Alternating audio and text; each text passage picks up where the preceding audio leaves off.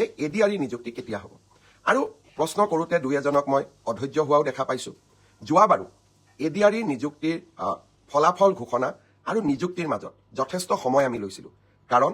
যিসকলে খুব সোনকালে ইম্পেচেণ্ট হৈ যায় তেওঁলোকক মই এটা কথা বুজাব খোজোঁ যে আমাৰ যুৱক সমাজৰ বা উদীয়মান যুৱকসকলৰ আমি সকলো কথাতে অধৈৰ্য আমাক সকলো কথা সোনকালে লাগে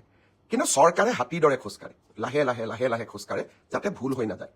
এডিআৰই তৃতীয় আৰু চতুৰ্থ বৰ্গৰ নিযুক্তিৰ পিছত ৩৮টা বিভাগত ইয়াক আমি বিতৰণ কৰিব লাগে ৩৮টা বিভাগে প্ৰায় ৬০টাতকৈ অধিক সঞ্চালকালয়ৰ মাজত এই পদসমূহ বিতৰণ কৰিব লাগে তাৰ পিছত তেওঁলোকক আকৌ অসমৰ বিভিন্ন জিলাত ভাগ কৰি আমি নিযুক্তি দিব লাগে জিলা বিষয়াসকলে তেওঁলোকক ব্লক বা আন আৰু তলৰ কাৰ্যালয়লৈকে প্ৰেৰণ কৰিব লাগে ই এটা ডাঙৰ প্ৰক্ৰিয়া ইয়াৰ মাজতে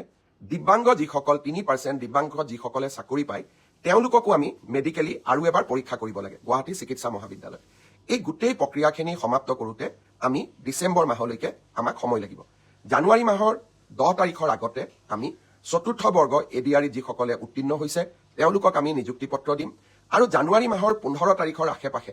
তৃতীয় বৰ্গত যিসকলে উত্তীৰ্ণ হৈছে তেওঁলোকক আমি নিযুক্তি পত্ৰ বিতৰণ কৰিম ইয়াৰ পিছত আৰু কেইটামান বিভাগৰ নিযুক্তি পত্ৰ আছে ইঞ্জিনিয়াৰৰ নিযুক্তি